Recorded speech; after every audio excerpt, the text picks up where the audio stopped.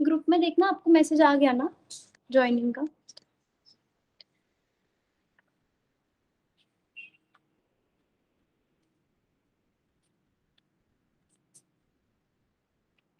ठीक है, तो फिर we'll discuss the doubts tomorrow, ठीक है।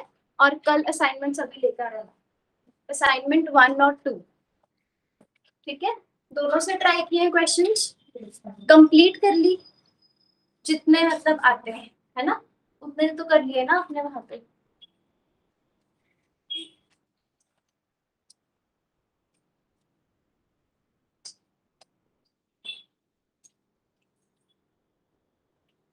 ना दरवाजा बंद कर दो, उसके आगे ना वो ब्रिक रख दो पड़े। अच्छा, तो लास्ट टॉपिक फिर क्या चल रहा था हमारा? हाँ जी, हाँ जी, कार्बोमेटिक एल्कीन इंसर्शन ना, समझ आ गया था वो?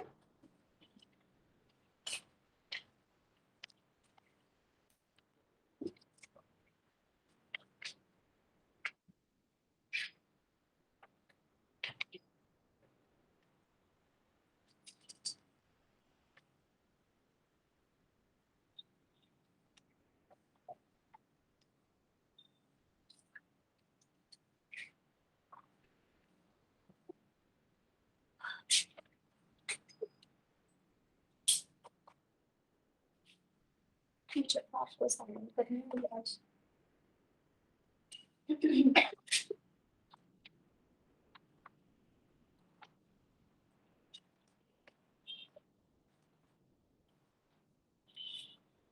दिखाना मुझे कितना लिखा कार्बोमेटिक पर।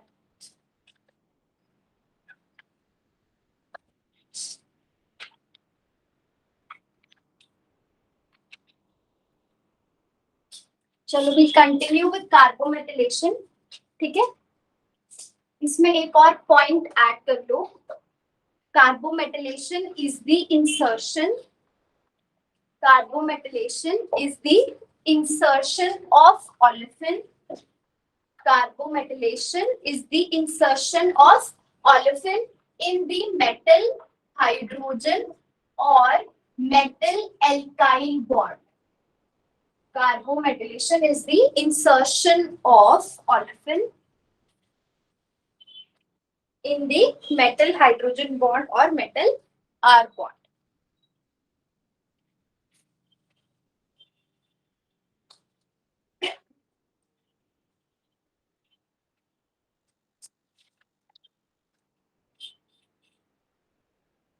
इसमें हमने ब्रांच्ड और वो नहीं किया ना, लीनियर प्रोडक्ट जो बनता है, ठीक है। तो अब कार्बोमेटिलेशन सबको पता है गाइस, तो मतलब हमने किया था कि एल्कीन की इंसर्शन होगी, एक कार्बन पे मेटल ऐड हो जाएगा और दूसरे कार्बन पे हमारे पास हाइड्रोजन या जो भी हमारा अल्काइल ग्रुप है वो ऐड होगा। अब जैसे अगर जितनी जब तक तो हमारे पास देखो एल्कीन सिमेट्रिकल है, ये एल्कीन सिमेट्रिकल है क्योंकि इसके सारे जो भी हमारे पास सब्सटेंस है all of them are hydrogen. यहाँ पे हर जगह दोनों कार्बन के पास हाइड्रोजन हाइड्रोजन है, तो ये एल्कीन हमारे पास सिमेट्रिकल है। अगर इस एल्कीन के किसी भी एक कार्बन पे हम हाइड्रोजन की जगह अल्काइल ग्रुप इंसर्ट कर देते हैं, जैसे यू हैव दिस, ठीक है। नाउ अब ये एल्कीन क्या होगी हमारे पास, RCH double bond CH2, this becomes unsymmetrical, कि अब इसका ये कार्बन डिफरेंट है और ये कार्बन डिफरेंट है।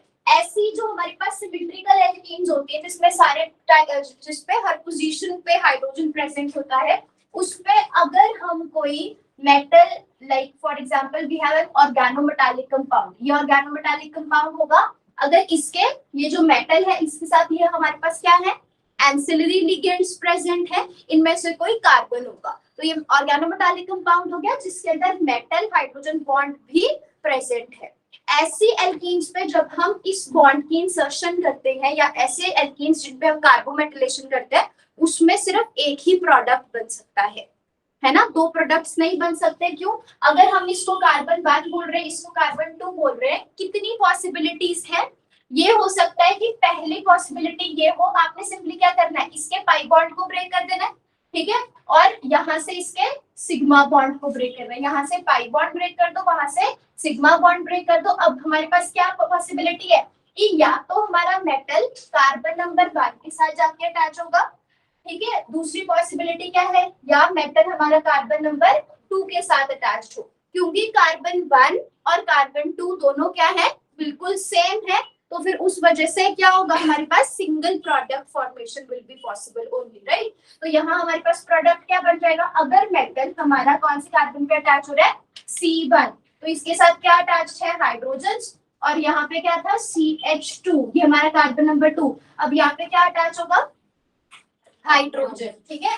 तो जो मेटल है वो कहाँ गया, कार्बन नंबर 1 पे, जो हाइड्रोजन है वो कहाँ गया, कार्बन नंबर 2 पे। मेटल के साथ लिगेंड्स भी अटैच थे और ये इसके साथ अटैच हो गया hydrogen, this one hydrogen, okay. तो प्रोडक्ट क्या बना हमारे पास, ओवरऑल इसको हम कैसे लिख सकते हैं, you have metal attached with CH2 CH3। ये प्रोडक्ट हमारे पास होता है लीनियर, इसमें कहीं पे कोई ब्रांचिंग नहीं हो रही है, दिस प्रोडक्ट इज लीनियर। अब अगर हम अभी क्या किया, मेटल को हमने कार्बन नंबर 1 पे ऐड किया, अगर मैं इसी मेटल को कार्बन नंबर 2 पे ऐड करती हूँ, देखो क्या कोई चेंज आएगा। हमारे पास यहाँ पे CH2 है, हमने कार्बन कार्बन का पाई बॉन्ड ब्रेक कर दिया, again you have here CH2। अब this was your carbon number 2 and this is carbon number 1। Carbon second पे अब हम क्या कर रहे हैं, ऑपोजिट कर दें, यहाँ पे हमने अब मेटल अटैच कर दिया और यहाँ हाइड्रोजन अटैच कर दिया। तो इसको भी आप कैसे लिखोगे, ये भी तो यही है ना, हमारे पास क्या है, metal is attached with CH2 then CH3। अब ये प्रोडक्ट और ये प्रोडक्ट हमारे पास कैसे हैं, आइडेंटिकल है। तो जब तक हमने क्या सीखा, जब तक हमारे पास ऑलिफिन्स सिमेट्रिकल होती हैं, तब तब अगर आप मेटल कार्बोमेटाइलेशन कर रहे हो तो प्रोडक्ट एक ही बनेगा and that product will be linear, ठीक है ना। एक बार ये कर लो, नोट कर लो।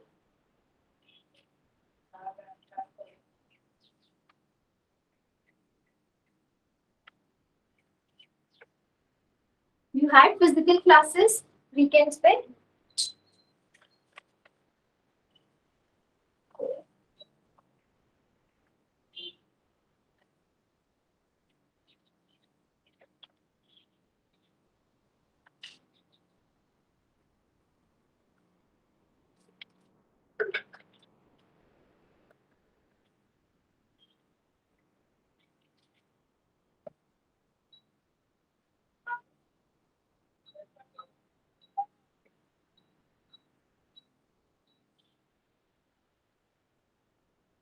क्या हुआ, स्विंग नहीं हो रहा, मोड चेक करो उसमें।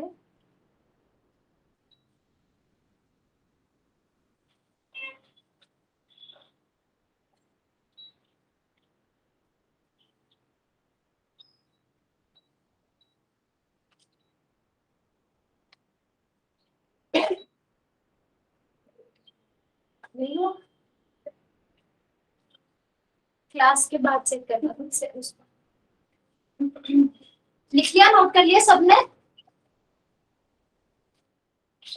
अब हमने यही जो हमारे पास मेटल है, आप साथ साथ को ड्रॉ करोगे, ठीक है। आपने क्या करना है, यहाँ पे सिमेट्रिकल की जगह अनसिमेट्रिकल लाइन लेना है और फिर उसके बाद मेटल को दोनों कार्बन पे अटैच करके देखना है कि क्या प्रोडक्ट सेम बनेगा या प्रोडक्ट डिफरेंट बनेगा, ठीक है ना।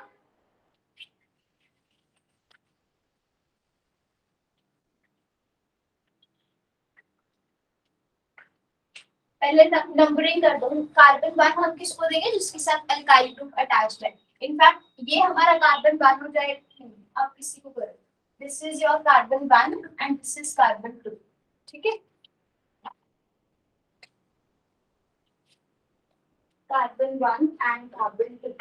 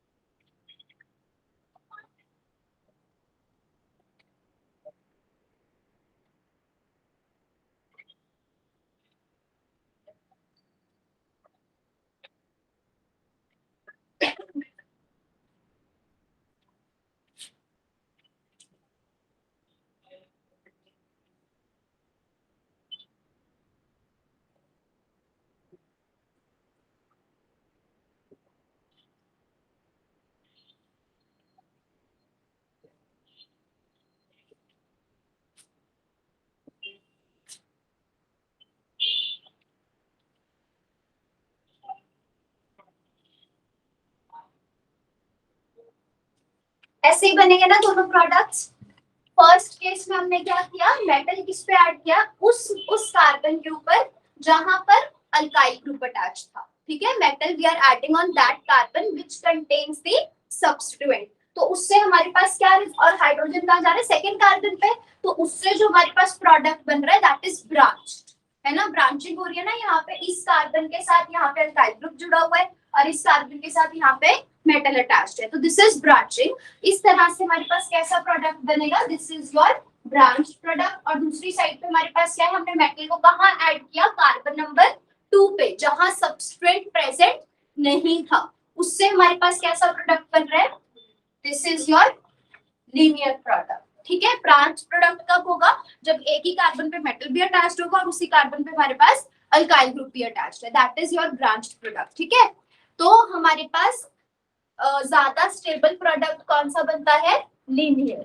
लीनियर स्टेबल क्यों होगा, क्योंकि यहाँ स्टेरिक हिंड्रेंस नहीं हो रही है ना। इसमें कार्बन के साथ हमारे पास यहाँ पे अल्काइल ग्रुप का भी इलेक्ट्रॉन क्लाउड होगा, फिर यहाँ से मेटल का भी इलेक्ट्रॉन क्लाउड है, ये एक दूसरे को क्या करेंगे, रिपेल, बल्कि सबस्ट्रेट्स एक दूसरे के पास आ जाएंगे, है ना। मेटल के साथ काफी सारे और लिगेंड्स अटैच्ड होंगे और अल्काइल ग्रुप तो वैसे ही बल्कि होता है, CH3 C2H5 these are bulky groups, तो इनके बीच में स्टेरिक हिंड्रेंस होने की वजह से जो हमारे पास लीनियर प्रोडक्ट है that is more stable and also it is therefore the major product form, okay.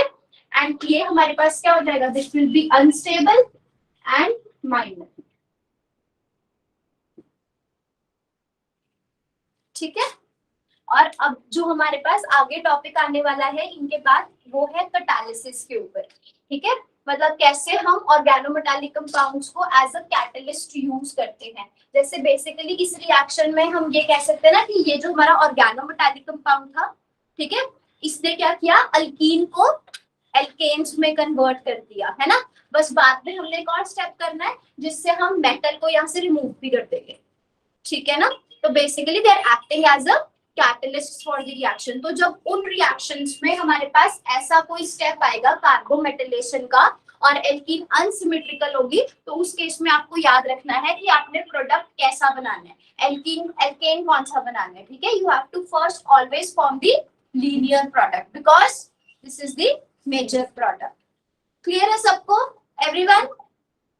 चलो नेक्स्ट लिखो, beta hydride elimination, beta hydride elimination.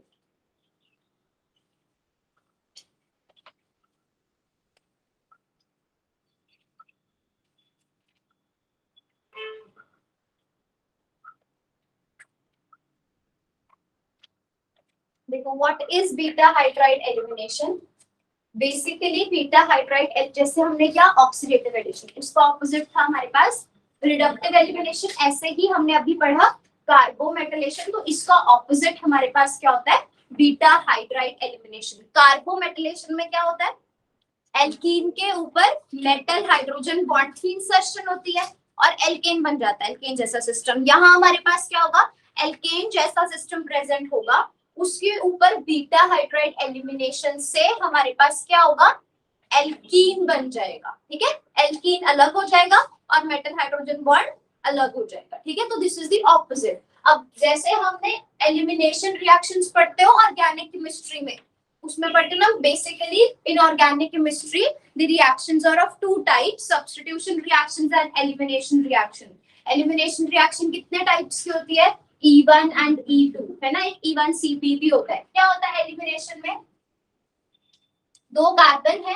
ठीक है, एक में हमारे पास कोई लीविंग ग्रुप अटैच्ड होगा, जैसे कि कोई क्लोरीन हो गई, है ना। जैसे मान लो हमारे पास यहाँ पे कोई भी लीविंग ग्रुप अटैच्ड है। लीविंग ग्रुप्स पता है ना क्या होते हैं, जहाँ पे जो अपने साथ इलेक्ट्रॉन डेंसिटी को लेके जाते हैं उनको हम लीविंग ग्रुप्स बोलते हैं, है ना। तो जैसे यहाँ पे कोई ना कोई लीविंग ग्रुप अटैच्ड है, जैसे कि कोई हाइड्रोजन, बाकी के साथ हमारे पास हाइड्रोजन अटैच्ड है, यहाँ पे भी यू हैव हाइड्रोजन। तो अब क्यों बोला मैंने ऑर्गेनिक में दो तरह के रिएक्शंस होते हैं, सब्स्टिट्यूशन और elimination.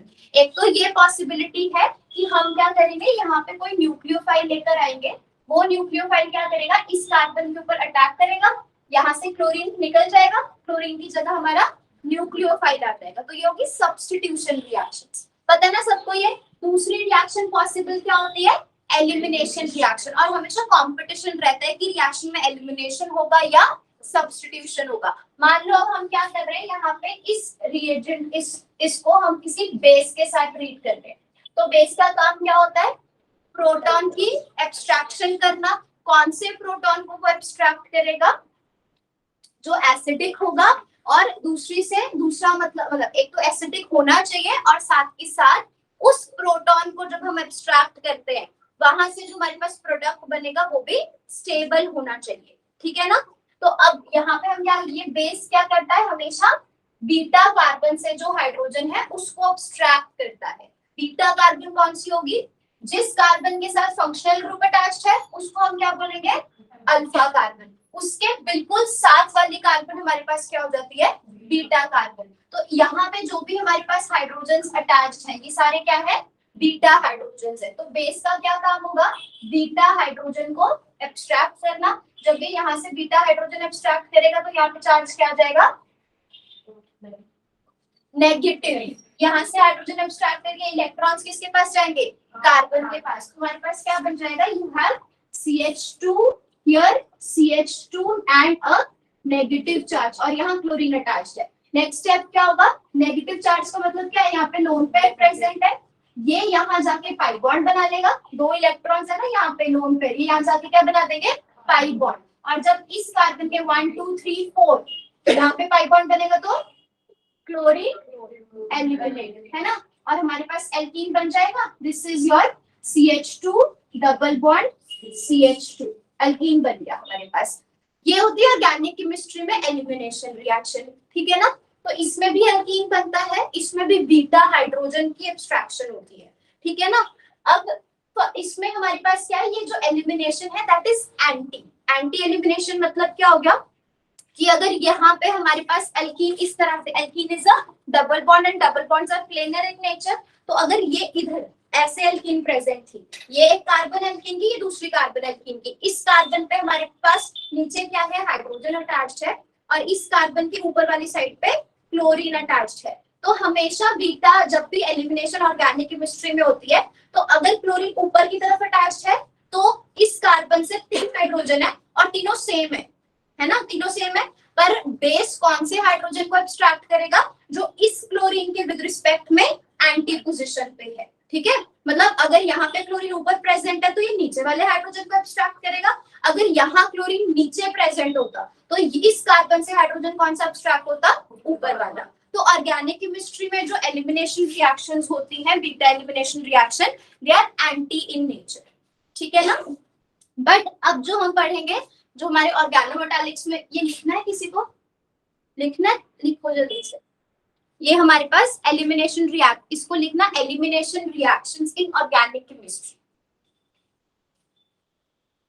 Elimination reactions in organic chemistry, ठीक है।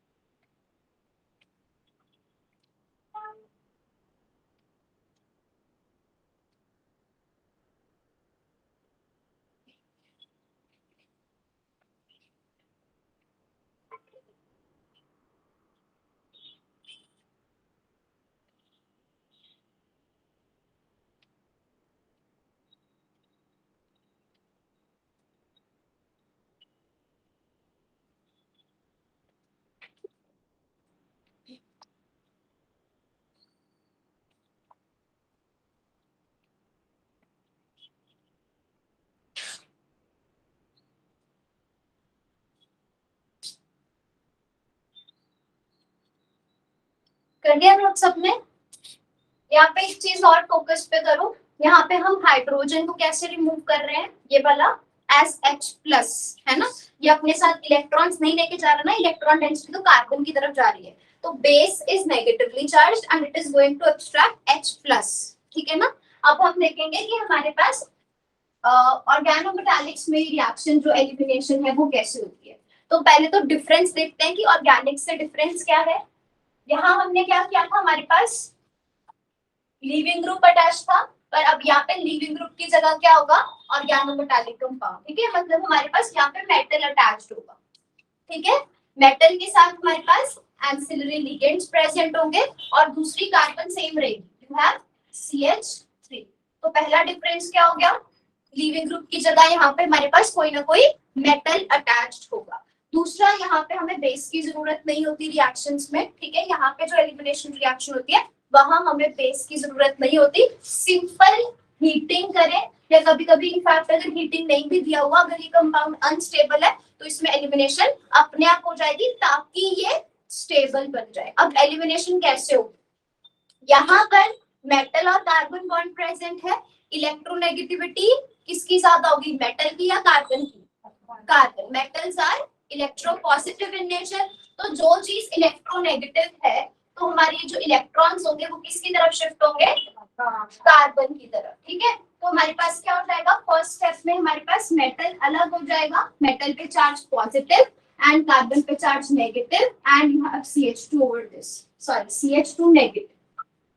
ठीक है, थर्ड स्टेप में जो सेकंड स्टेप हमारा उसमें क्या होगा, अगेन जैसे वहां पे था नेगेटिव चार्ज से पाई बॉन्ड बनेगा और वहां क्या था, लीविंग ग्रुप एलिमिनेट हो जाता है। यहाँ क्या होगा, नेगेटिव चार्ज आएगा, पाई बॉन्ड बनाएगा, अब यहाँ H नेगेटिव रिमूव हो जाएगा। पर कौन सा हाइड्रोजन रिमूव होगा, जहां जिस साइड पे मेटल अटैच था उसी की सिन एलिमिनेशन होती है इसमें, वहां एंटी एलिमिनेशन होती है, यहाँ हमारे पास क्या हो जाएगी, there will be syn elimination. तो हमारे पास प्रोडक्ट क्या बन जाएगा, CH2 एल्कीन बन गया, और साथ में यहाँ से जो H नेगेटिव रिलीज होगा उसके साथ क्या हो जाएगा, मेटल के साथ यहाँ पे H नेगेटिव था और साथ में H पॉजिटिव था, इनका आपस में बॉन्ड बन जाएगा। ठीक है, तो यहाँ पे दिस प्लस मेटल हाइड्रोजन।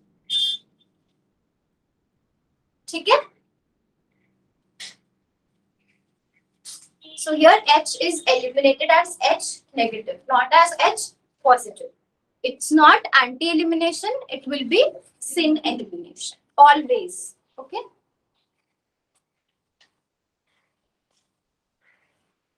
आप लोगों ने वीडियोस रिवाइज की और हमसे रिवाइज की,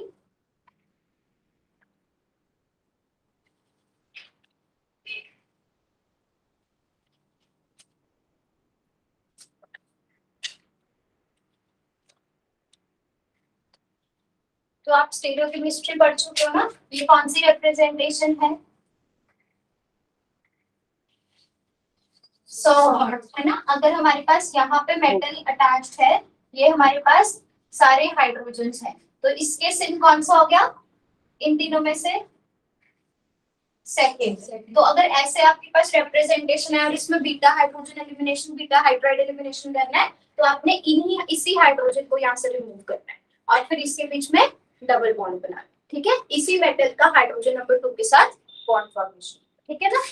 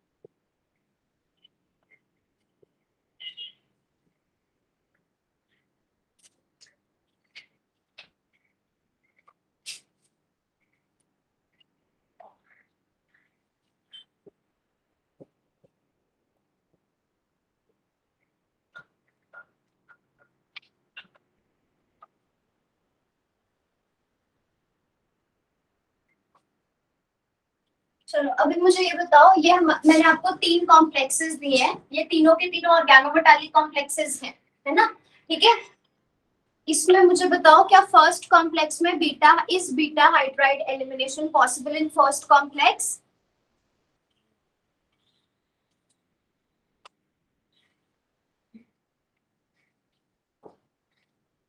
फर्स्ट कॉम्प्लेक्स में क्या बीटा हाइड्राइड एलिमिनेशन हो सकती है? यस और नो? फर्स्ट कॉम्प्लेक्स कौन सा है? हाँ, विल्किंसंस कैटलिस्ट। क्या इसमें हो सकती है बीटा हाइड्राइड एलिमिनेशन? क्या होना चाहिए बीटा हाइड्राइड एलिमिनेशन के लिए? हाँ, बीटा हाइड्रोजन होना चाहिए। मतलब हमारे पास सबसे पहले तो बीटा कार्बन होनी चाहिए, उसके बाद उस बीटा कार्बन पे हाइड्रोजन होने चाहिए। Beta hydrogen should be present in the system. क्या पहले सिस्टम में बीटा हाइड्रोजन प्रेजेंट है? नहीं है ना। यहाँ पे तुम्हारे पास अल्काइल ग्रुप भी कहीं प्रेजेंट नहीं है। You have PPH3 and you have chlorine. तो यहाँ beta hydride elimination is not possible. तो बीटा हाइड्राइड एलिमिनेशन तभी हो सकती है जब बीटा कार्बन हो और उसके ऊपर बीटा हाइड्रोजन प्रेजेंट हो। ऐसी नेक्स्ट कॉम्प्लेक्स में नहीं हो सकती, है ना। यहाँ पे भी हमारे पास beta hydride elimination is not possible. Third complex possible है। ये हमारा मेटल है। मेटल जिस कार्बन के साथ अटैच्ड है that is your alpha carbon, और उसकी नेक्स्ट कार्बन को हम क्या बोलते हैं? Beta carbon. तो बीटा कार्बन पे हमें बहुत सारे हाइड्रोजन्स भी दिख रहे हैं। 3 हाइड्रोजन्स है। जो भी में से इसके सिन होगा उसकी एलिमिनेशन हो जाएगी। प्रोडक्ट क्या बनेगा? प्रोडक्ट क्या बनेगा? कीटीन बन जाएगी, है ना। हमारे पास क्या होगा? ये इसको यहाँ से रिमूव कर दो, है ना, ये हमारे पास, और यहाँ से एक हाइड्रोजन को रिमूव कर दो, C डबल बॉन्ड O, यहाँ डबल बॉन्ड CH2 प्लस जो भी हमारे पास रोडियम के साथ था उसके साथ हाइड्रोजन का बॉन्ड बन जाएगा। तो ये क्या बन गई हमारे पास? कीटीन बन गई, है ना। तो बस आपने ये चेक करना है कि बीटा, कभी क्वेश्चन अगर आ जाए कि in which of the following complexes beta hydride elimination is not possible, तो वो कॉम्प्लेक्स जहां बीटा हाइड्रोजन है ही नहीं तो वहां बीटा एलिमिनेशन नहीं हो सकता। ठीक है, इसको लिख लो। For beta elimination, for beta elimination there must be, for beta elimination there must be beta hydrogen, there must be beta hydrogen present on the ligand, present on the ligand attached with metal, present on the ligand attached with metal, है ना। ये ligand है सारा, किसके साथ attached है? Metal के साथ। इस मेटल पे बीटा हाइड्रोजन होना चाहिए। Clear?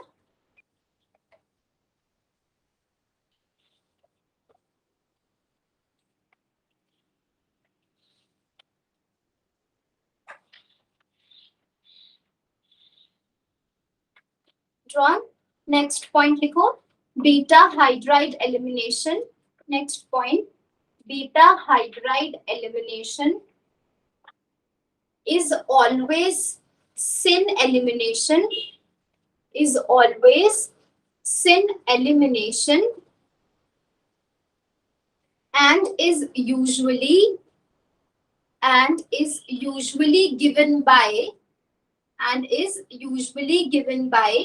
16 electron species, and is usually given by 16 electron species। इसको हाईलाइट या बोल्ड कैसे भी अंडरलाइन कर लो, ठीक है। याद रखना हमेशा सिन होगी और हमेशा 16 इलेक्ट्रॉन स्पीशीज पे ही होगी। जैसे ऑक्सीडेटिव एडिशन 18 इलेक्ट्रॉन स्पीशीज पे होती है, नहीं होती? नहीं हो सकती, है ना। ऑक्सीडेटिव एडिशन नहीं हो सकती 18 इलेक्ट्रॉन स्पीशीज पे। पहले उसको 16 में कन्वर्ट करो फिर उस पे ऑक्सीडेटिव एडिशन। तो वैसे ही बीटा हाइड्राइड एलिमिनेशन भी 16 पे हो सकता है, ठीक है, 18 पे नहीं हो सकती। नेक्स्ट लिखो, wherever beta, next point, wherever beta elimination occurs, wherever beta elimination occurs there is formation of alkene, wherever beta elimination occurs there is formation of alkene। Oxidative addition में मेटल की ऑक्सीडेशन स्टेट चेंज करती है, it is increased by 2 units. Reductive elimination में decreased by 2 units. Migratory insertion में same रहती है, carbomethylation में same रहती है, और इसमें बीटा हाइड्राइड एलिमिनेशन में रिपीट करें एक बार। आप I am asking you a question कि जो हमारे पास बीटा हाइड्राइड एलिमिनेशन है, इसमें मेटल की ऑक्सीडेशन स्टेट चेंज करेगी या नहीं करेगी?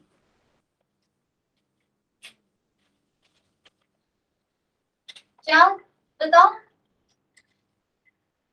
दीपिका, क्या बोल रहे हो? नहीं करेगी ना चेंज। क्यों नहीं करेगी चेंज? यहाँ पे आपको नहीं पता कौन से लिगेंड से अटैच्ड है, हमें तो सिर्फ ये लिगेंड पता है। इसका फॉर्मल चार्ज कितना होना चाहिए? हाँ, -1 है ना। लिगेंड कौन सा? Alkyl. All alkyl groups have -1 formal charge. अगर इसका -1 है तो यहाँ पे कितना आ जाएगा? +1। तो हम मान के चल रहे हमारे मेटल का चार्ज कितना है? +1। अब अगर बीटा हाइड्राइड एलिमिनेशन होता है तो उससे क्या है, ये अल्कीन तो बाहर चला गया, और मेटल का पहले किसके साथ बॉन्ड था? आर ग्रुप के साथ, अल्काइल ग्रुप के साथ, जिसपे फॉर्मल चार्ज -1 होता है। आफ्टर बीटा एलिमिनेशन मेटल का बॉन्ड किसके साथ बन रहा है? हाइड्रोजन के साथ। हाइड्रोजन पे भी चार्ज कितना होता है? हमेशा -1। तो अगर इस पे अल्काइल ग्रुप की जगह बस हाइड्रोजन आ गया, बट उसका फॉर्मल चार्ज दोनों का सेम था, तो मेटल की ऑक्सीडेशन स्टेट भी सेम रहेगी। ठीक है ना? तो याद रखना है, मेटल की ऑक्सीडेशन स्टेट सिर्फ ऑक्सीडेटिव एडिशन में और रिडक्टिव एलिमिनेशन में ही चेंज करती है। ठीक है, ऐड करो इसको। The oxidation state of the metal, the oxidation state of the metal does not change. The oxidation state of the metal does not change.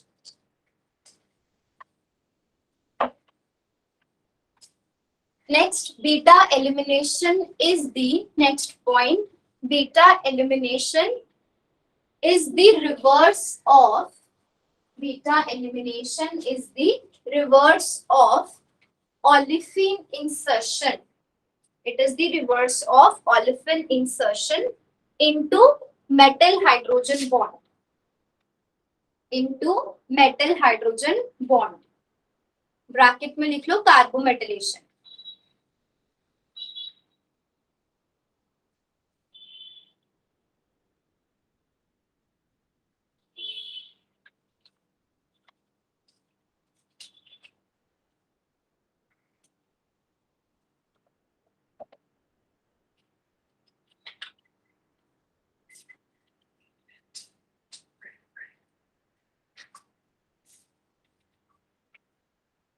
Clear हो गया ना? अब हम क्या करने वाले हैं यहाँ पे, we are trying to make an organometallic complex. जैसे मान लो हमारे पास यहाँ पे मेटल के साथ क्लोरीन अटैच था, अभी ऑर्गेनोमेटालिक कॉम्प्लेक्स नहीं है। ठीक है, हम इसमें क्या कर रहे हैं, we are adding let's suppose some alkane in this. ठीक है, you have R CH2 and X। ठीक है, अभी हम क्या कर रहे हैं, we are trying to synthesise an organometallic compound. Organometallic compounds क्या होते हैं? जिसमें मेटल का कार्बन के साथ बॉन्ड हो। तो हम ये चाहते हैं कि हम इस तरह से इन दोनों चीजों को मिक्स कर रहे हैं ताकि हमारे पास ऑर्गेनोमेटालिक कॉम्प्लेक्स बन सके। तो वो कैसे बनेगा? यहां से हमारे पास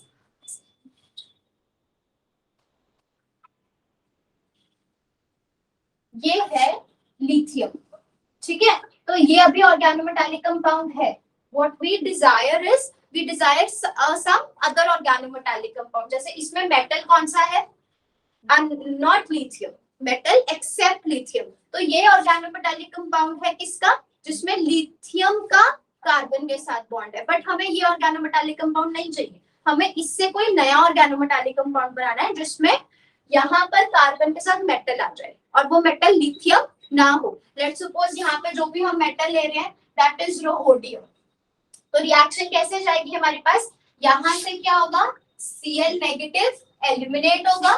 ठीक है, और ये वाला जो है हमारे पास यहाँ से क्या जाएगा, लिथियम प्लस पॉजिटिव की फॉर्म में। ठीक है, तो हमारे पास एक तो क्या बन जाएगा, लिथियम क्लोराइड प्लस ये जो मेटल है लिथियम की जगह इस कार्बन के साथ अटैच होगा। You get R CH2 and metal. तो अब क्या है, हमने बना तो लिया ऑर्गेनोमेटालिक कंपाउंड, बट हमेशा जब भी ऑर्गेनोमेटालिक कंपाउंड्स की सिंथेसिस हम करते हैं, ठीक है, तो हमें ये भी चेक करना है कि जौन सा ऑर्गेनोमेटालिक कंपाउंड हम बनाने जा रहे हैं क्या वो स्टेबल बनेगा या नहीं, क्योंकि अगर वो स्टेबल नहीं बनेगा वो डिकम्पोज हो जाएगा, है ना, और जैसा प्रोडक्ट हमें चाहिए वो नहीं मिल पाएगा। जैसे फॉर एग्जांपल इस रिएक्शन में हमने लिथियम से एक नया ऑर्गेनोमेटालिक कंपाउंड तो बना लिया, यहाँ पे मेटल कौन सा ले लिया हमने, लेट्स सपोज यू हैव रोहोडियम, पर ये कॉम्प्लेक्स अनस्टेबल होगा। अनस्टेबल क्यों होगा, उसका रीजन ये है कि इसमें बीटा हाइड्राइड एलिमिनेशन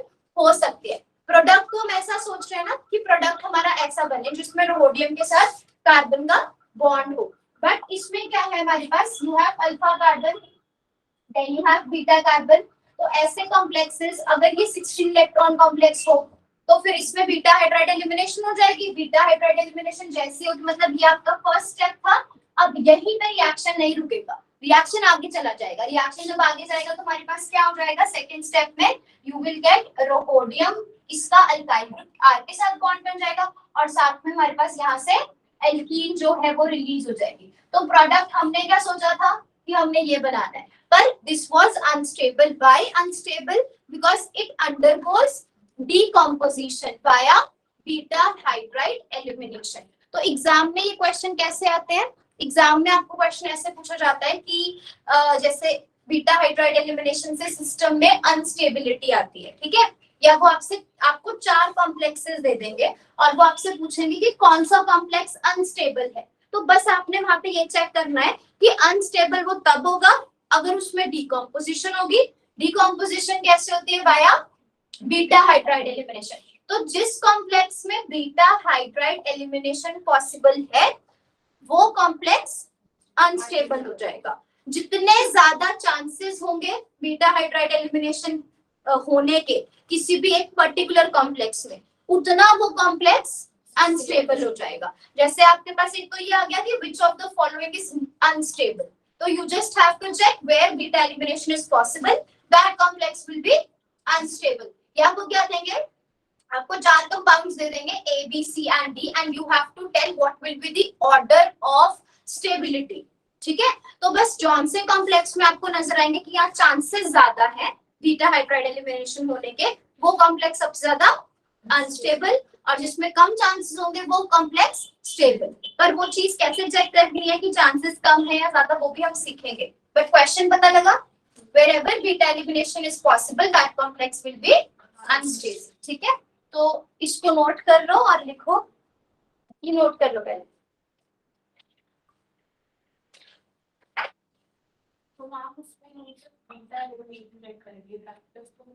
नहीं, सिर्फ बीटा एलिमिनेशन, ठीक है।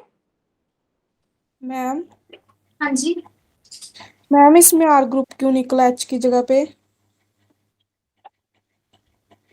ठीक है, देखो दोनों पॉसिबिलिटीज हैं, यहाँ पे हाइड्रोजन भी प्रेजेंट है, यहाँ आर ग्रुप भी प्रेजेंट है, ठीक है। तो ये तो मैंने आपको बताया नहीं, बट जो भी इसमें आपको सिन में दिया होगा ना, जैसे मान लो अगर आर ग्रुप सिन में दिया हुआ है तो आपने आर ग्रुप को एलिमिनेट करना है, अगर हाइड्रोजन सिन में दिया हुआ है तो आपको हाइड्रोजन को एलिमिनेट करना है, नंबर 1, ठीक है। अभी यहाँ पे डायग्राम में क्या नजर आ रहा है, आर ग्रुप सिन में ड्रॉ किया हुआ नजर आ रहा है, तो आर ग्रुप एलिमिनेट होगा। पर आपको पता है जो ओपन सिस्टम होते हैं, जैसे एक ओपन सिस्टम है वहां free rotation is possible, right. ऐसे करो, पहले आप इसको नोट करो, मैं दोबारा अच्छे से समझाऊंगा, इसको नोट कर लो पहले। सबने कर लिया,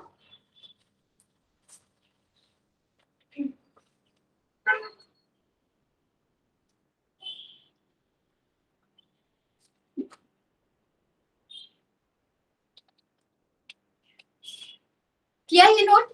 अभी एक पॉइंट नोट करो इसमें, इसके बाद लिखो, so the organometallic complexes,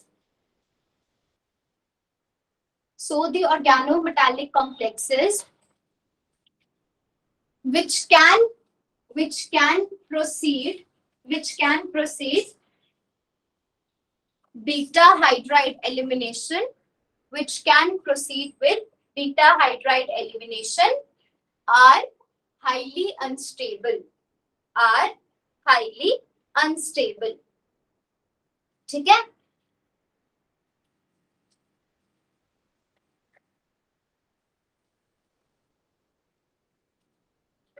clear हो गया?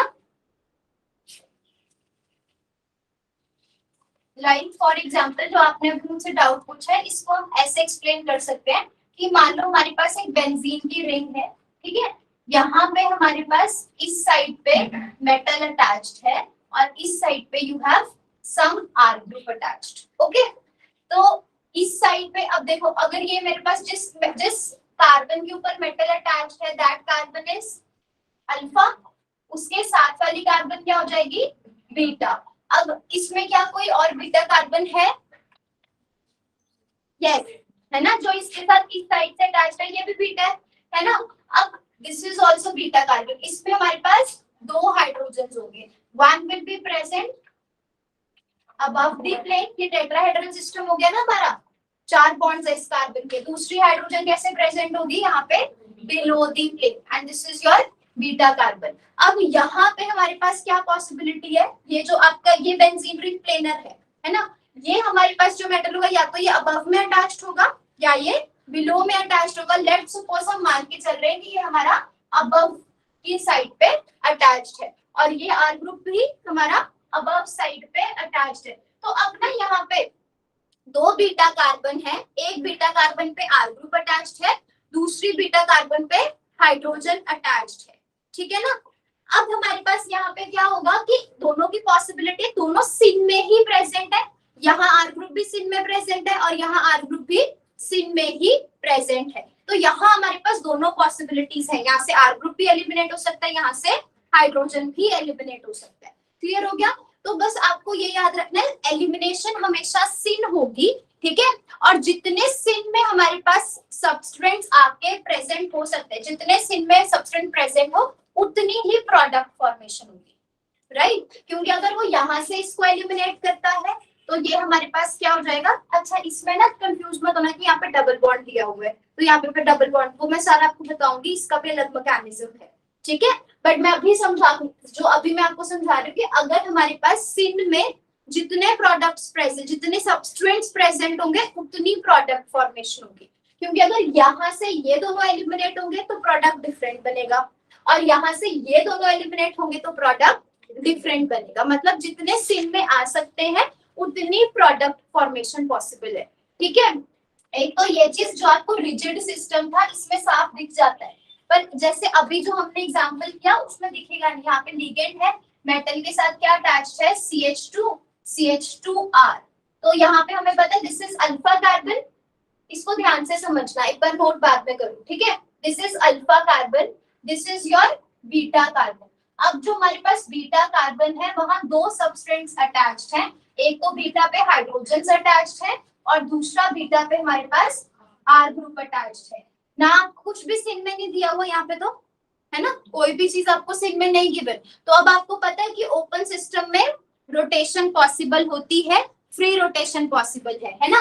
अगर यहाँ पे हम सिस्टम को ऐसे अटैच कर दे, यू हैव लिगेंड मेटल, ठीक है, यू हैव CH2 इस तरह से, एंड यहाँ पे you have R group, again you have CH2, ये सॉहर्ट्ज रिप्रेजेंटेशन हो गया हमारा, ठीक है। और सॉहर्ट्ज में अगर मैं मान लूं कि ये मेरे तरफ आ रहा है, ठीक है, एंड दिस इज अवे, और इस साइड पे भी हमारे पास ऐसे ही है, ये सिस्टम टुवर्ड्स में है हाइड्रोजन और यहाँ पे अवे में, और फिर ये क्या हो जाएंगे, दो इन द प्लेन प्रेजेंट होंगे। तो सिन कौन सा है सिस्टम, ये दोनों। तो यहाँ पे हमारे पास मेटल और आर ग्रुप एलिमिनेट होंगे, बट सिर्फ यही पॉसिबिलिटी नहीं है, क्यों, क्योंकि ओपन सिस्टम में रोटेशन पॉसिबल होती है। अगर मैं इसको बोल दूं this is your hydrogen number 1 and this is hydrogen number 2, ठीक है।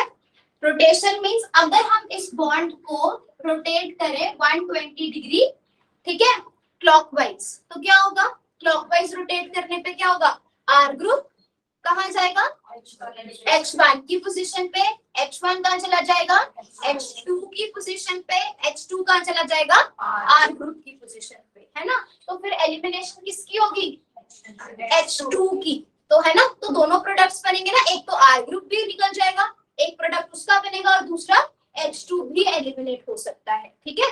तो वन मतलब ये क्यों हुआ, क्योंकि ओपन सिस्टम में फ्री रोटेशन पॉसिबल है, कभी तो R ग्रुप सिन में आएगा और कभी हाइड्रोजन सिन में आएगा, तो दोनों प्रोडक्ट्स बनते हैं, ठीक है ना। पर अगर कोई फिक्स्ड सिस्टम है, रिजिड सिस्टम है, जहां रोटेशन हो ही नहीं सकती, जैसे कि for example you have this cyclopropane ring, ठीक है, इसमें आपके पास यहाँ पे मेटल अटैच्ड है एंड अवे में हाइड्रोजन अटैच्ड है, और यहाँ टुवर्ड्स में आपको गिवन है आर ग्रुप और यहाँ अवे में आपको गिवन है हाइड्रोजन। क्या रिंग्स में रोटेशन पॉसिबल है? यस और नो? यस और नो? नो, डबल बॉन्ड में रिस्ट्रिक्टेड रोटेशन होती है, रिंग्स में भी रिस्ट्रिक्टेड रोटेशन। यहाँ पे रोटेशन नहीं हो पाती सिस्टम में, है ना, बिकॉज दे आर रिजिड। आप इसको रोटेट नहीं कर सकते इन बॉन्ड्स को। जैसे ये वाला बॉन्ड तो आसानी से ऐसे घूम सकता है, और इसके घूमने की वजह से क्या होगा, अगर आप इसको 120 डिग्री क्लॉकवाइज ऐसे रोटेट करोगे, ये चीज ऊपर चली जाएगी, ये इधर चली जाएगी, पर वो रिजिड सिस्टम है। तो फिर वहां पे बीटा पे हमारे पास दो सिस्टम है, आर ग्रुप और हाइड्रोजन, पर एलिमिनेशन किसका होगा? सिर्फ आर ग्रुप का, और सिर्फ एक ही प्रोडक्ट मिलेगा हमें, ठीक है ना। क्लियर हुआ? तो जो हमने पहला सिस्टम किया था उसमें दोनों प्रोडक्ट बन सकते हैं, वो मैंने आर ग्रुप शो किया था सिन में, तो मैंने उसी को एलिमिनेट किया। विशाली क्लियर हो गया? Yes ma'am. नोट कर लो इसको।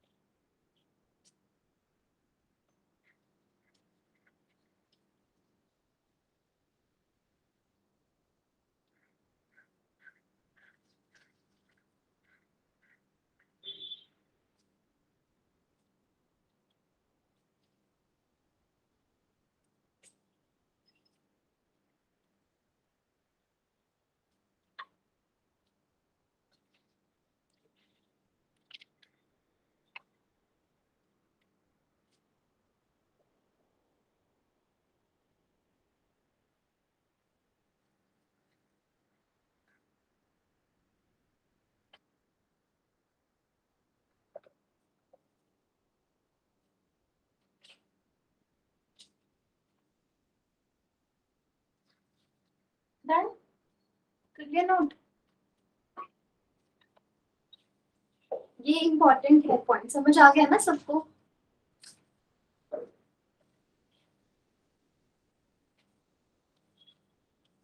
सो वी वांट कि हमारा जो प्रोडक्ट बने दैट शुड बी स्टेबल, है ना, वो अनस्टेबल ना बने। स्टेबल कैसे बनेगा? अगर उसमें बीटा हाइड्राइड एलिमिनेशन नहीं होगी, है ना। तो हम चाहते हैं कि बीटा एलिमिनेशन ना हो ताकि प्रोडक्ट स्टेबल बने। So we have to look for certain ways which will suppress the beta elimination. Understanding ना?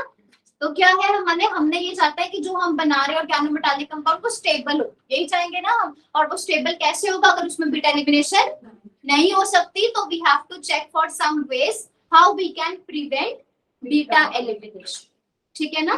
तो लिखो next, how ways to suppress beta elimination, ways to suppress beta elimination. Indirectly मैं आपको ये कंपाउंड भी बता रही हूँ जो स्टेबल होंगे, और आपको एग्जाम में ऐसा कोई कंपाउंड दिखे तो आपने ये याद रखना है कि इसमें बीटा एलिमिनेशन नहीं हो सकती और ये स्टेबल है, ठीक है ना। तो नंबर 1 लिखो, absence of beta hydrogens, absence of beta hydrogen.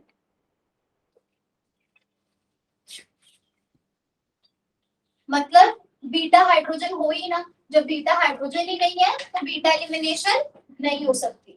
तो जैसे you have hexa methyl tungsten, इसमें सिर्फ अल्फा कार्बन है ना।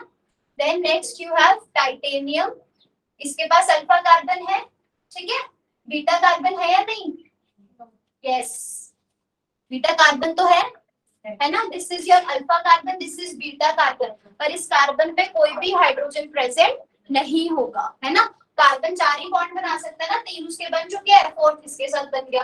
बाकी हाँ, यहाँ हाइड्रोजन है, पर यहाँ पे हाइड्रोजन होने से कोई फर्क नहीं पड़ेगा, क्योंकि एलिमिनेशन किसका होता है?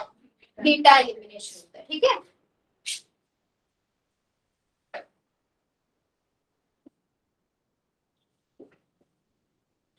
नेक्स्ट देखो इसमें है beta elimination, sorry beta carbon यहाँ है पर बीटा पे सिलिकॉन प्रेजेंट है। अगर यहाँ पे सिलिकॉन के साथ मैं हाइड्रोजन अटैच कर दूं तो हो सकती थी, ठीक है, पर अब यहाँ पे क्या है, सिलिकॉन के साथ भी हाइड्रोजन नहीं है अटैच, ठीक है ना।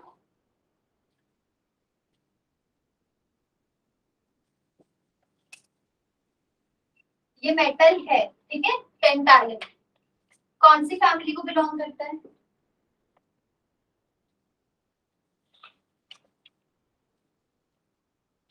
कौन सा ग्रुप में आता है? वनेडियम के नीचे क्या होता है? हाँ, वनेडियम, नियोबियम, टेंटालम, ठीक है, डी ब्लॉक का एलिमेंट है ये मेटल।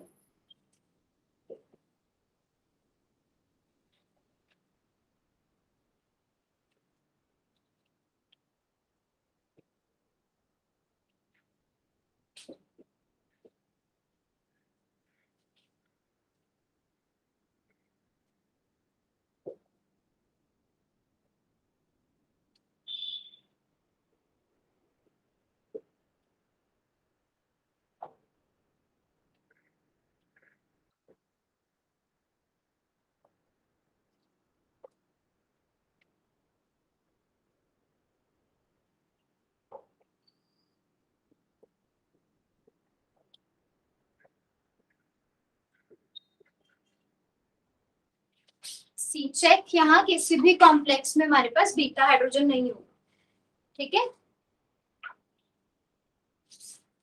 तो ऐसे से ये सारे कॉम्प्लेक्सेस क्या होंगे, stable, all these organometallic complexes will be stable.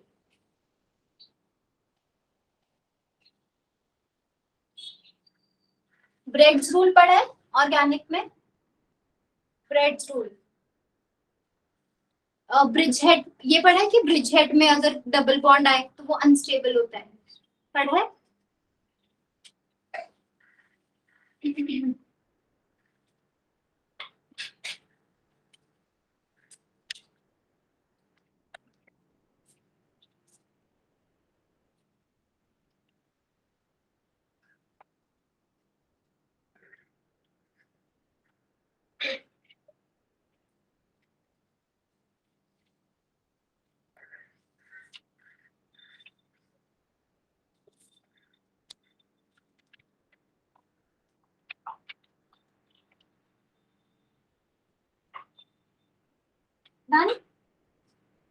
Next next point, इसमें कोई डाउट तो नहीं किसी भी कॉम्प्लेक्स में? जो आपका सिक्स्थ कॉम्प्लेक्स था उसमें फ्लोरीन है, ठीक है, वो बीटा हाइड्राइड एलिमिनेशन नहीं होगा, ठीक है ना, तो वहां पे फ्लोरीन है, बीटा पे फ्लोरीन प्रेजेंट है, तो वो beta hydride elimination, beta hydride means hydrogen की एलिमिनेशन, ठीक है, क्लियर है ना सारे ये वाले कॉम्प्लेक्सेस। चलो नेक्स्ट पॉइंट लिखो, if the formation of olefin, if the formation of olefin is either sterically or energetically unfavorable, is either sterically or energetically unfavorable, no beta elimination occurs, no beta elimination occurs।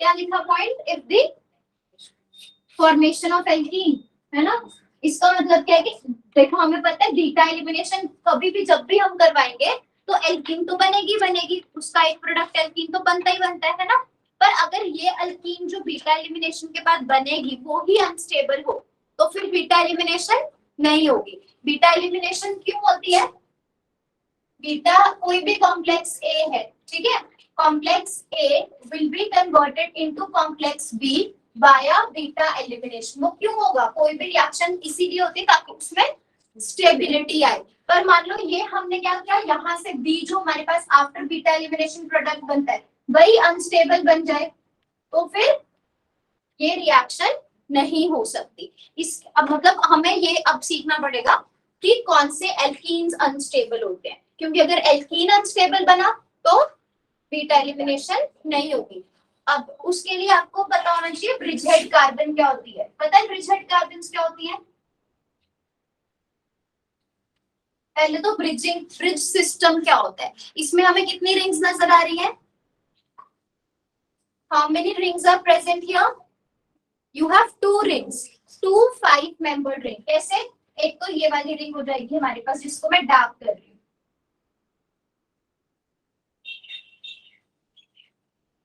क्या ये ring है? इसको छुपा दो यहाँ से। क्या ये रिंग नजर आ रही है सबको? रिंग ही है ना। कितने मेंबर्ड रिंग है? 5 membered ring. This is your 1 2 3 4 and 5। अब दूसरी रिंग, इसको छुपा दो उधर। तो ये भी रिंग नजर आ रही है दूसरी साइड से। कितने मेंबर्ड रिंग है? 5 मेंबर्ड रिंग है ना। 1 2, now this is 3 dash 4 dash and this is 5। तो इसको हम क्या बोलते हैं? Bridge system. ये आपको पता होगा हमारे पास ये सिस्टम क्या होता है। अगर हमारे पास कोई ऐसा सिस्टम हो, ऐसे सिस्टम को क्या बोलते हैं? स्टीरियो खत्म हो गया? खत्म हो गया स्टीरियो। कौन सा सिस्टम है ये? Spiro. Spiro. If two rings they are joined by just one atom, ये दो रिंग्स है, they are joined by just one atom, ऐसे सिस्टम को हम स्पाइरो सिस्टम बोलते हैं। और अगर दो रिंग्स हमारे पास दो एटम के साथ अटैच्ड हो, एक और ये दो, ऐसे सिस्टम को क्या बोलते हैं? फ्यूज्ड सिस्टम, है ना। तो this system is your fused. और अगर दो रिंग्स, ठीक है, अगर हमारे पास दो रिंग्स एक एटम से अटैच्ड है तो स्पाइरो, दो रिंग्स दो एटम से अटैच्ड है सिर्फ तो फ्यूज्ड। और अगर दो रिंग्स दो से ज्यादा एटम्स के साथ अटैच्ड है तो that will be a bridged system. दो से ज्यादा मतलब चाहे दो हो, तीन हो, चार हो, पांच, any number, that will be your bridged system. इसको हम ब्रिज क्यों बोलते हैं? क्योंकि ये इस तरह से ब्रिज की शेप बनती है यहाँ पे, है ना। ये हमारे पास ब्रिज जैसी शेप बन रही है। यहाँ पे नंबर ऑफ कार्बन एटम एक से ज्यादा भी हो सकते हैं, ठीक है। अब यहाँ पे ब्रिज हेड कार्बन कौन सी होती है? 2 and 5, है ना। ब्रिज हेड का मतलब क्या हो गया? ये तो सारे एटम्स जितने भी होंगे यहाँ पे ब्रिजिंग पे चले जाएंगे, ठीक है। पर जो हमारे पास ये दो एटम्स हैं, इनको हम क्या बोलते हैं? These are called as the bridgehead carbons 2 and 5। अगर मैं यहाँ पे इस तरह से अटैच कर दूं सिस्टम को,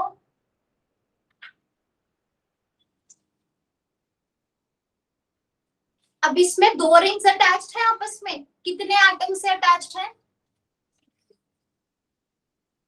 कितने मेंबर्ड रिंग्स बन रही है? 6 मेंबर्ड रिंग्स बन रही है ना।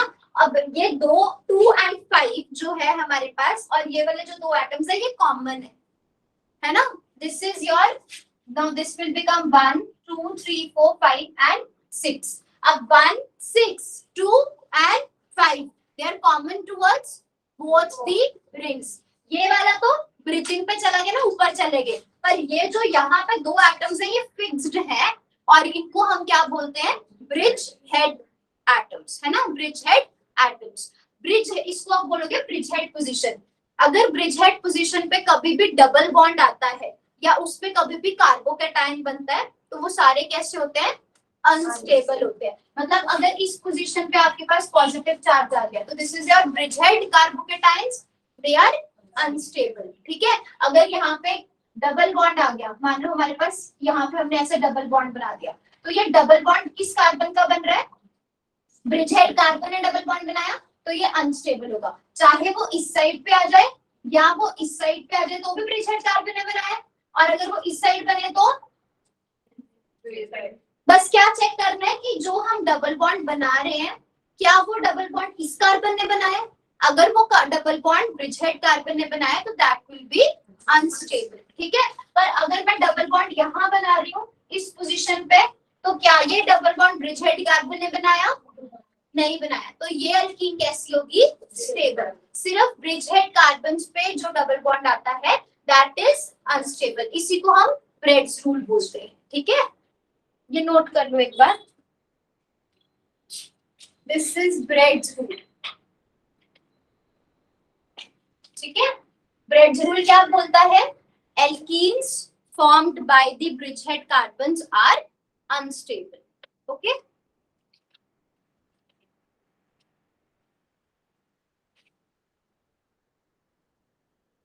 Alkenes formed by bridgehead carbons are unstable. और वहां डायग्राम में ये बना भी लेना, कौन सी ये वाली bridgehead कार्बन नहीं है तो ये स्टेबल है, अगर डबल बॉन्ड यहाँ आएगा तो ये अनस्टेबल होगा, तो भी अनस्टेबल होगा क्योंकि 2 इन्वॉल्व हो गया ना उसमें। अगर 106 में हो तो कोई प्रॉब्लम नहीं, that is not bridgehead position. Okay,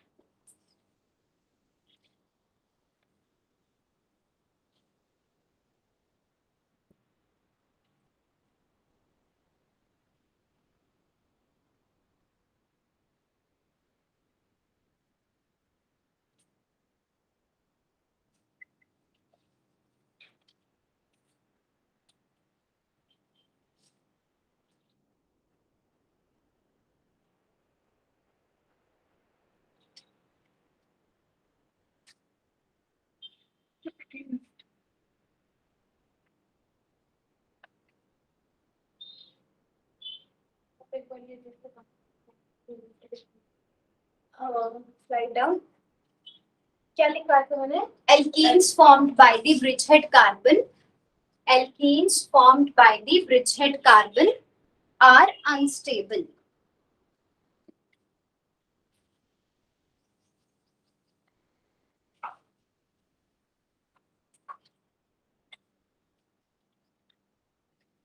ठीक है,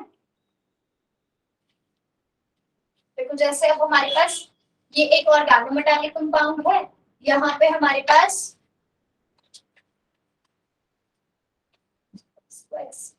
सिंपल ही ड्रॉ,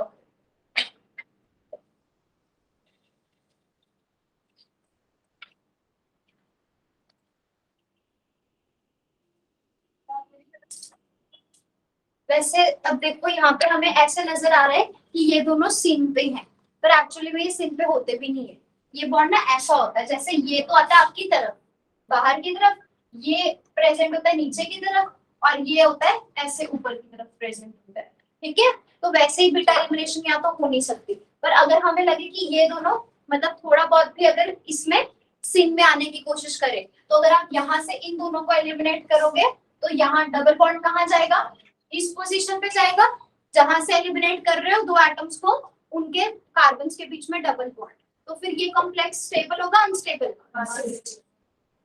क्या नहीं, स्टेबल का अगर बीटा एलिमिनेशन हो सकती है तो सिस्टम अनस्टेबल होगा, है ना, क्योंकि वो ब्रेक कर जाएगा। ये अभी ब्रेक कर सकते हैं, नहीं कर सकता, ये तो ब्रेक नहीं कर सकता क्योंकि यहाँ पे अगर आप इसको एलिमिनेट, ये देखो पहली बात तो ये सिन में है ही नहीं है, अगर आप इन दोनों को एलिमिनेट करोगे तो हमारे पास प्रोडक्ट क्या बनेगा, ये है ना, साथ में पैलेडियम और hydrogen. Now this is stable और अनस्टेबल? अनस्टेबल। तो अगर ये अनस्टेबल है तो बीटा एलिमिनेशन होगी या नहीं होगी? बीटा एलिमिनेशन नहीं हो सकती, तो इसका मतलब ये जो आपका प्रोडक्ट था दिस इज स्टेबल। ठीक है, मैं ये प्रोडक्ट पूछ रही थी आपसे, ठीक है, मैं ये प्रोडक्ट पूछ रही थी आपसे कि ये स्टेबल है या अनस्टेबल। अगर किसी कॉम्प्लेक्स में बीटा एलिमिनेशन नहीं हो सकती तो वो कॉम्प्लेक्स कैसा हो जाएगा, स्टेबल। बीटा एलिमिनेशन कब नहीं हो सकती, 2 पॉइंट्स याद किए हमने, number 1 absence of beta hydrogen, number 2 if the formation of alkene is unfavorable then also the complex will be stable, because ये बन ही नहीं सकती तो बीटा एलिमिनेशन होगा ही नहीं, ये एज इट इज रहेगा यहाँ पे, तो ये कैसा हो गया, स्टेबल, ये ब्रेक नहीं करेगा। आपको क्लियर है? आपको दो प्रोडक्ट जितना ज्यादा अनस्टेबल होगा उसकी एलिमिनेशन बीटा एलिमिनेशन होने के चांसेस उतने ही ज्यादा। तो मैम वो भी तो अनस्टेबल ही बना के बताया। पर ये तो ऐसे वो मैंने बोला था कि जितना ज्यादा, अगर अभी ये तो छोड़ दो, अगर यहाँ पे मैं बोल रही हूँ कि ये अनस्टेबल है, मैं बोल रही हूँ ये कॉम्प्लेक्स अनस्टेबल है, तो फिर उसके उतने ज्यादा चांसेस होंगे कि ये बीटा एलिमिनेशन देगा। पर यहाँ मैंने क्या लिखा कि ये कॉम्प्लेक्स स्टेबल है, तो फिर इसमें बीटा एलिमिनेशन नहीं हो सकती ना, या फिर मैं ये बोलूं कि बीटा एलिमिनेशन के बाद जो प्रोडक्ट बना ये बहुत अनस्टेबल था, तो फिर ये इसमें कन्वर्ट ही क्यों होगा? समझ रहे हो? ये हमने पहले मैंने स्टेटमेंट दी थी इसके रिएक्टेंट्स के विद रिस्पेक्ट में कि अगर ये अनस्टेबल हो गए तो इनमें बीटा एलिमिनेशन होगी और ये स्टेबल सिस्टम में रहेंगे। बट अभी हम क्या कर रहे हैं कि जो ये प्रोडक्ट बना रहे हैं उसको अनस्टेबल कर रहे हैं। अगर ये अनस्टेबल है तो ये इसमें कन्वर्ट नहीं होना चाहेगा, यहाँ बीटा एलिमिनेशन नहीं हो सकती, और in other words we will say reactant stable है। ठीक है,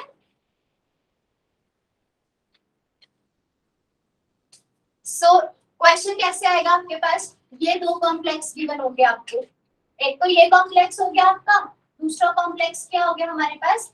this way you have this way, which complex A और B is more stable? हाँ, B is more stable. Why? Because A के अंदर बीटा एलिमिनेशन हो सकती है, आफ्टर बीटा एलिमिनेशन यहाँ डबल बॉन्ड आएगा which is stable. Double bond है, स्टेबल है, वो बन जाएगा, है ना? तो ये वाला कॉम्प्लेक्स तो अनस्टेबल हो गया ना, क्योंकि इसमें बीटा एलिमिनेशन हो जाएगी और ये टूट जाएगा। टूटने के बाद ये जो एल्कीन बनाएगा वो ये एल्कीन बनाएगा, और ये एल्कीन कैसी है? स्टेबल है। ठीक है, पर ये क्या है? टूटने के बाद जो एल्कीन बना रहा है वो अनस्टेबल है, तो ये सिस्टम हमारे पास कैसा हो जाएगा? ये सिस्टम कैसा हो जाएगा? स्टेबल। ओके, आपको क्लियर हुआ? पक्का? सुप्रीत क्लियर हुआ?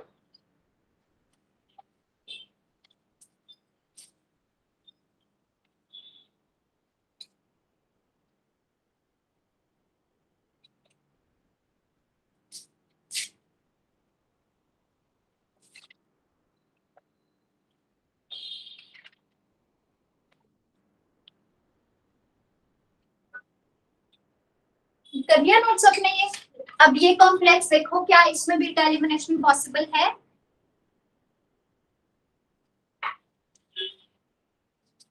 यस और नो?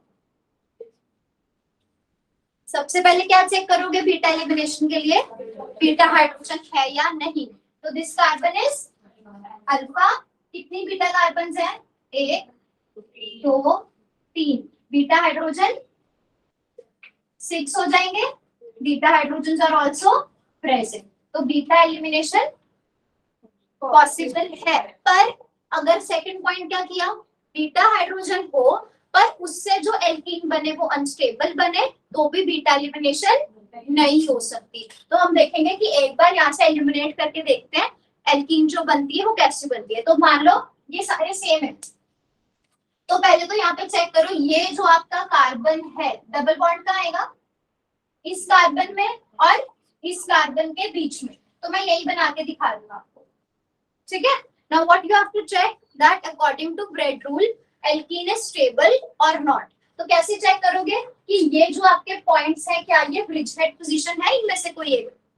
ये चेक करोगे ना, क्योंकि ब्रिजहेड कार्बन पे अगर डबल बॉन्ड आ रहा है तो वो एल्कीन अनस्टेबल हो जाएगी। पहले इसके लिए चेक करो क्या ये ब्रिजहेड कार्बन है। ब्रिजहेड कार्बन कौन सा होता है? दो रिंग्स जब फ्यूज्ड होती हैं, है ना, उनके मिडिल वाले जो हमारे पास एटम्स होते हैं ये। ठीक है, अब ये एक रिंग है, ये देखो, क्या ये एक रिंग है हमारे पास? This is first ring. और दूसरी रिंग कौन सी है? इसी को मैं दोबारा हाईलाइट कर रही हूँ, ये सारी ऊपर वाली। ठीक है, तो ये एक रिंग है और ये भी एक रिंग है। ये क्या कर रहा है? ज्वाइन कर रहा है ना इन दोनों रिंग्स को, इस रिंग को और इस रिंग को। दिख रहा है? तो फिर ये कौन सा एटम हो गया? Bridgehead carbon. ये सारे ब्रिजिंग वाले एटम्स है। तो इस ये वाली कार्बन अगर डबल बॉन्ड बनाएगी तो वो अनस्टेबल होगा, चाहे वो डबल बॉन्ड यहाँ से बना लो, चाहे इस बीटा हाइड्रोजन को एलिमिनेट करके डबल बॉन्ड बना लो, तब भी इसी ने डबल बॉन्ड बना लिया ना, या फिर इस पे बना दो डबल बॉन्ड। ठीक है, क्लियर हुआ सबको? एवरीवन, सबसे पहले बस ये चेक करो, जब आप डबल बॉन्ड बनाते हो क्या इनमें से कोई एक कार्बन ब्रिजहेड वाला है?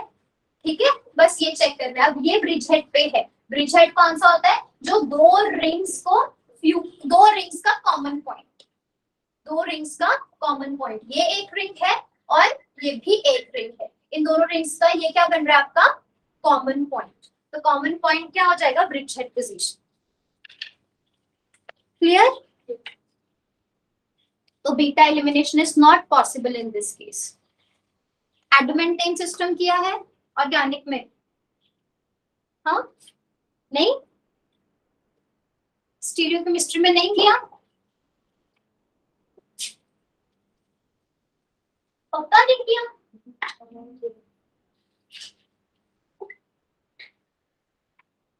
ये सिस्टम नहीं किया आपने है?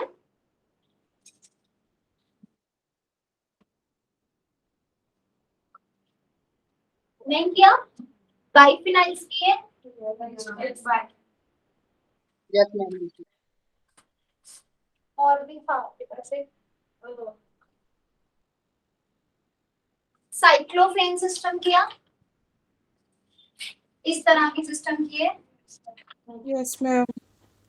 इसमें आरएस निकालना सीखा है साइक्लोफेन यस सिस्टम मैम। में। देखो ये हमारे पास ऊपर कैसा वाले भी होता है किए हैं। जिससे, हाँ जी, ये कैसा होता है जैसे आप जैसे हम आरएस निकालना सीखते हैं ना साइक्लोफेन सिस्टम में, और अभी से पहले मैंने आपको बताया जो, ठीक है, वैसी एडमेंटेन सिस्टम भी होता है, इसमें भी आरएस कॉन्फ़िगरेशन पॉसिबल है। अब ये भी हमारे पास, इसमें कितनी रिंग्स नजर आ रही है आपको? इसमें तो बहुत सारी हैं। एक तो ये वाली 6 मेंबर्ड रिंग होगी, ठीक है, एक ये 6 मेंबर्ड रिंग होगी, फिर एक ये 6 मेंबर्ड रिंग होगी, एक पीछे वाली साइड पे ये ऐसे बन रही है। काफी सारी रिंग है, 4 रिंग्स होते हैं इसमें, ठीक है। अच्छा, अब हमें क्या करना है, इसमें ब्रिज हेड पोजीशंस चेक करनी है कि कौन सी ब्रिज हेड पोजीशंस हैं हमारे पास, ठीक है। तो ये चेक करो ब्रिज हेड है या नहीं। इज दिस ब्रिज हेड, है ना? Is this bridge head, this one and this. इसको ना ऐसे याद रखना, एक तो टॉप वाली ये वाली ब्रिज हेड होती है, दूसरा ये वाली जो रिंग बन रही है, ये साइक्लोहेक्सेन रिंग बन रही है ना, इसमें 3 कार्बन अप है, 3 कार्बन डाउन है। This is up, this is down, this is up down up and down. तो एक तो टॉप वाला ब्रिज हेड कार्बन होता है, और उसके बाद जो बेस पे हमारे पास 6 मेंबर्ड रिंग है, उसके जो 3 कार्बन अबव वाली साइड होते हैं वो भी ब्रिज हेड, ठीक है ना। तो ये हमारे सारे कैसे हैं atoms, these are your bridgehead positions. अब इसमें आपको अगर यहाँ मेटल अटैच्ड हो प्लैटिनम के साथ लीगेंड, तो यहाँ पे अनस्टेबल, लेकिन इसमें हमारे पास ये सिस्टम क्या हो जाएगा स्टेबल। क्यों? क्योंकि यहाँ से अगर बीटा एलिमिनेशन होगी तो वो एल्कीन अनस्टेबल बनेगी, double bond bridge head positions पे आएगा। ओके,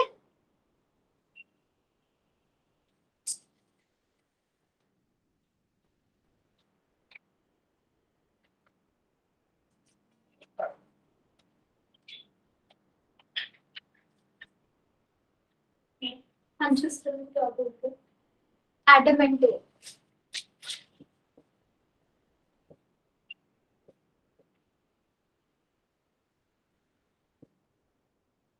ठीक है।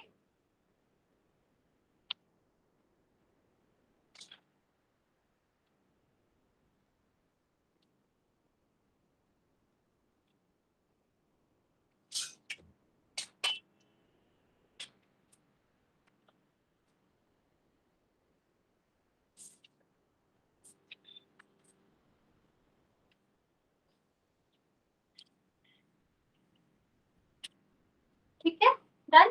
आज इतना ही करेंगे हम। आज घर जाके सारी अपनी असाइनमेंट्स को सॉल्व करो, ठीक है। आई थिंक 120 क्वेश्चंस है इन टोटल, है ना? 120 है, तो उनमें से जो जो आपको लग रहा है ये टॉपिक हमारा हो चुका है, एक इलेक्ट्रॉन रूम बोरेन्स के जितने भी क्वेश्चंस हैं, ठीक है, और क्लस्टर्स के जो भी क्वेश्चंस आ रहे हैं, सब्स्टिट्यूशन रिएक्शंस के, ऑक्सीडेटिव एडिशन रिएक्शंस, ये सारे, ठीक है। तो अलावा आपका कैटालिसिस रहता है, ठीक है, उसके अलावा मेजरली हमारा हो गया। जहाँ पे कैटालिसिस है उसको छोड़ देना, बाकी के आपके क्वेश्चंस होने चाहिए, ठीक है। तो फिर कल क्लास में हम आपके डाउट्स डिस्कस करेंगे। Everyone has to bring their assignments, and online students भी 120 जो आपको assignment 1 और 2 अपलोडेड है ऐप पे, वो कंप्लीट करके रखना, ठीक है। कल डाउट्स डिस्कस करेंगे उसके। ऑनलाइन स्टूडेंट्स कोई डाउट है आपको क्लास में आज?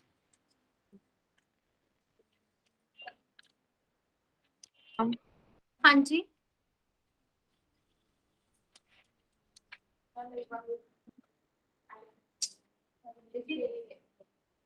आपने क्या करना है, जिसके साथ ये वाली पोजीशन है, ये एक रिंग बन रही है,